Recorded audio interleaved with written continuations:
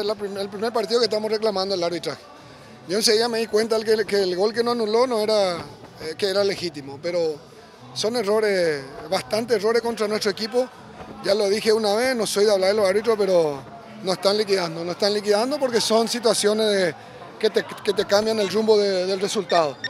Nosotros podemos perder el puesto hoy, ellos siguen trabajando y a veces no es justo, ¿verdad? Ellos tienen que ponerse las pilas, tienen que cobrar mejor, no ser localistas, pero igual, en nuestra cancha igual a nosotros no.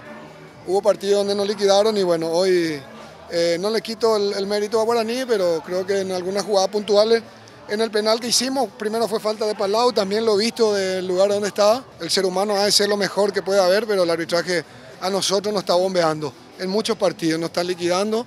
No le quito la nalga a la jeringa, como se dice, porque soy responsable de una nueva derrota, no voy a retroceder a eso, yo creo que soy el mayor responsable, pero a nosotros nos están jugando chueco, como se dice en el tema arbitral. Jugando de esta manera vamos a conseguir muchos triunfos, el plantel está tranquilo, hay que estar tranquilo, saber asimilar estos malos momentos, pero también que hay que saber que jugando 14 contra 11 es más difícil ganar los partidos.